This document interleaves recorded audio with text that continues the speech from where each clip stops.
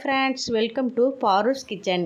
இந்த வீடியோவில் என்ன பார்க்குற போகிறோன்னா, நிறைய பாத்திரம் செஞ்சுச்சுன்னா நமக்கு அதை பாத்திரத்தை பார்க்கும்போதே தேய்க்கணுன்னே தோணாது. எப்படி தேய்க்கலாம் ஐயோன்னு ரொம்ப டயர்டாக நமக்கு தோணும். அந்த டயர்ட்னஸ் இல்லாமல் ஒரு ஃப்ரெஷ்ஷாக நம்ம பாத்திரங்கள் வரைக்கும் ஒரு ஐடியா சொல்கிறேன். அதை நம்ம பார்க்கலாம். முதல்ல பாத்திரத்தை எல்லாமே சிங்கில் அள்ளி போட்டுருங்க. எல்லா பாத்திரத்தையும் அள்ளி போட்டுருங்க. சிங்கில் நீங்கள் போடும்போதே பாத்திரம் தேய்க்கும்போது முதல்ல பாத்திரத்தை நம்ம உள்ளே அள்ளி போடுறோம் பார்த்தீங்களா, அப்போ பாத்திரத்தில் ஏதாவது வேஸ்ட்டு, சோறு, சாப்பாடு ஏதாச்சும் நமக்கு ஒட்டி ஒட்டி இருக்கும். அதெல்லாம் எடுத்து ஒரு பாத்திரத்தில் போட்டு வச்சுருங்க. நம்ம வேஸ்ட்டெல்லாம் எடுத்து நல்லா க்ளீன் பண்ணிவிட்டு பாத்திரத்தை லைட்டாக கழுவி உள்ளே போடுங்க. நீங்கள் சிங்கிள் எடுத்து போடும்போதே லைட்டாக கழுவிடுங்க. நான் இப்படி கழுவுறேன் பார்த்தீங்களா, அப்போ லைட்டாக கழுவி போட்டிங்கன்னா நீங்கள் கழுவும் போது உங்களுக்கு மலப்பாக தெரியாது, தேய்க்கும் போது ஈஸியாக தெரியும். அதனால் இதை ஃபாலோ பண்ணுங்கள்.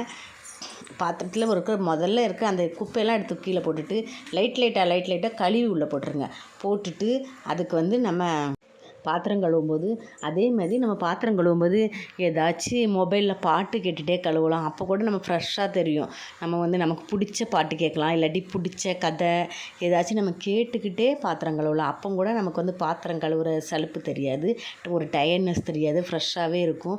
நம்ம பிடிச்சவங்க நமக்குன்னு பிடிச்ச பாட்டு நிறைய இருக்கும். நம்ம ஏதோ ஒன்று இல்லாட்டி எஃப்எம் வச்சு விடலாம், இல்லாட்டி செல்லுலே கேட்கலாம், இல்லாட்டி டிவி கூட நம்ம சவுண்டாக வச்சு விட்டுக்கலாம் நமக்கு கேட்குற அளவுக்கு. அப்போனா அந்த டயர்ட்னஸ் தெரியாது. நம்ம அரை மணி நேரத்தில் கழுவுற பாத்திரத்தை ஒரு 20 நிமிஷத்தில் தேய்ச்சி கழுவிடலாம். ஃப்ரெஷ்ஷாகவே இருக்கும், நமக்கு அந்த டயர்டே தெரியாது. அதனால் அது மாதிரி ட்ரை பண்ணுங்கள். பாத்திரம் கழுவுறதுக்கு லிக்யூட் எடுத்தாலும் சரி, இல்லாட்டி நம்ம சோப்பு எடுத்துக்கிட்டாலும் சரி, ஏதோ ஒன்று நமக்கு தேய்க்கிற அளவுக்கு எடுத்துக்கணும். நான் எப்போவுமே லிக்யூடும் எடுத்துக்குவேன், சோப்பும் வச்சுருப்பேன். லிக்யூட் நிறைய பாத்திரம் இருக்கிறப்ப அதை லிக்யூடு கொஞ்சம் கரைச்சி வச்சு தேய்ச்சா கொஞ்சம் ஃபாஸ்ட்டாக தேய்ச்ச மாதிரி எனக்கு ஒரு ஃபீலிங் இருக்கும். அதனால நான் கொஞ்சம் லிக்யூட் எடுத்துக்குவேன். ஒரு கிண்ணத்தில் நான் கொஞ்சம் லிக்யூடு ஊற்றிட்டு, ஆனால் லிக்யூடு மட்டும் நம்ம வச்சு தேய்க்கணும்னு அவசியம் இல்லை, கொஞ்சம் தண்ணி கலந்துக்குங்க. ஏன்னா லிக்யூடு ஏற்கனவே நமக்கு கெட்டியாக தான் இருக்கும். விம் லிக்யூடாக சரி, எந்த லிக்யூடுனாலும் நல்லா கெட்டியாகவே இருக்கும். அதனால் லைட்டாக தண்ணி போட்டுக்குங்க. தண்ணி போட்டு நல்லா கரைச்சி வச்சுக்கோங்க. கிண்ணத்தில் கரைக்காமல் இருந்தாலும் ஒரே இடத்துல இருந்த மாதிரி இருக்கும். நல்லா எப்படி கரைச்சி வச்சுருக்கோம் பார்த்தீங்களா, அப்படி கரைச்சி வச்சுக்கோங்க. அதனால் நம்ம எந்த நார்னாலும் சரி, ஒரு எது வச்சு நம்ம தேய்க்கிறோமோ அதை எடுத்து வச்சு லைட்டாக தொட்டுட்டு, லிக்யூடு எனக்கு தெரிஞ்சு பாத்திரங்கள் வரைக்கும் ஈஸியான இதாக இருக்கும்னு தோணுது. சோப்பாக இருந்தால் கூட ரொம்ப ஸ்ட்ரெயின் பண்ணி தேய்க்கிற மாதிரி இருக்கும். லிக்யூடு ஈஸியாக இருக்கும்.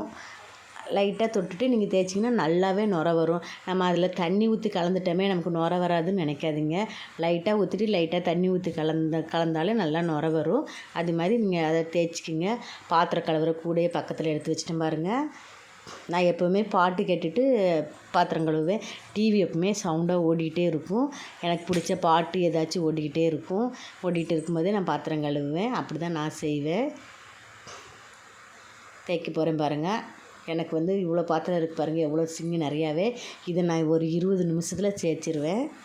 நான் சமைக்கும்போது ஒவ்வொரு நேரம் கழுவிடுவேன். இன்றைக்கி எனக்கு சமைக்கும்போது கழுவுறதுக்கு நேரம் இல்லை, அதனால் சேர்த்து போட்டிருந்தேன்.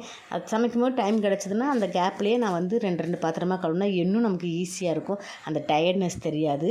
இருந்தாலும் இவ்வளோ பாத்திரம் சேர்ந்து நம்ம கழுவும்போது இப்போ நமக்கு பிடிச்ச பாட்டோ ஏதோ ஒன்று கேட்டுகிட்டே இருந்தால் ஈஸியாக இருக்கும். எல்லாம் தேய்ச்சி போட்டு கொஞ்சம் பெரிய பாத்திரம் மட்டும்னா பெரிய பாத்திரமாக தேய்ங்க. பெரிய பாத்திரம் தேய்ச்சி போட்டுட்டு அதுக்கப்புறம் சின்ன பாத்திரத்தை கழுவுங்க.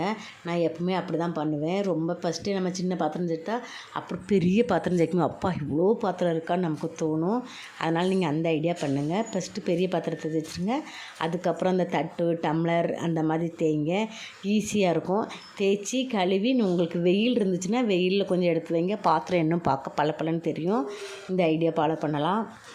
பிளாட்லலாம் இருக்கிறவங்களுக்கு வெயில் வராதுமேங்க. எனக்கு பால்கனி இருக்கும் பார்த்தீங்களா, துணியெல்லாம் லைட்டாக காய போடுவீங்களா, அந்த இடத்துல கொஞ்சம் நேரம் தூக்கி கொண்டு வைங்க. பாத்திரம் நம்ம கழுவுனா நம்ம கவிச்சியெல்லாம் செஞ்ச ஒரு மாதிரி ஸ்மெல் வரும். அந்த ஸ்மெல்லாம் வராது, நல்லாயிருக்கும். வெயிலில் கொஞ்சம் நேரம் வச்சு எடுத்திங்கன்னா நல்லாயிருக்கும். சீக்கிரம் காஞ்சிரும். அதுக்கப்புறம் எடுத்து நம்ம அடுக்கி வச்சோம்னா பாத்திரம் ஒரு மாதிரி வாசமும் வராது, கரப்பாம்பூச்சி கூட வராது. கொஞ்சம் நேரம் மட்டும் வெயிலில் வைங்க. வெயிலில் வச்சு நீங்கள் வச்சிங்கன்னா கரப்பாம்பூச்சி வராது, வாசம் வராது, ஒரு மாதிரி பேட் ஸ்மெல் வராது. அதை ஃபாலோ பண்ணி பாருங்கள். வெயில் ரொம்ப எங்களால் வைக்க முடியாதவங்க கொஞ்ச நேரம் வீட்டில் வச்சுருந்துட்டு அப்புறம் எடுத்து அடுக்குங்க. எங்களுக்கு இடம் இருக்குது, நல்லாவே வெயில் இருக்குங்கிறவங்க வெளியே கொண்டு வச்சுக்கோங்க. எனக்கெலாம் கொஞ்சம் வெளியே நல்லா இடம் இருக்குது, நல்லா வெயில் படுற மாதிரி. நான் எப்போவுமே பாத்திரம் கழுவிட்டு அங்கே எடுத்துக்கொண்டு காலையில் நம்ம 9 மணி எல்லாத்துக்கும் அனுப்பிட்டு பாத்திரம் கழுவுவேன். கழுவ முடிச்சுட்டு 9:30 எங்களை வெளியே தூக்கி வச்சுட்டு ஒரு 10 மணி 11 மணி 12 மணிக்கு மேலே தான் நான் எடுத்து உள்ளே கொண்டு அடுக்கி வைப்பேன். ஏன்னா அப்போ தான் கொஞ்சம் நல்லா காஞ்சிருக்குமா அந்த ஸ்மெல்லாம் வராதுங்கிறதுக்காக. அப்புறம் அதே மாதிரி நம்ம பாத்திரத்தை கழுவிட்டு சிங்கையும் டெய்லி அதே மாதிரி தேய்ச்சி விட்ருங்க.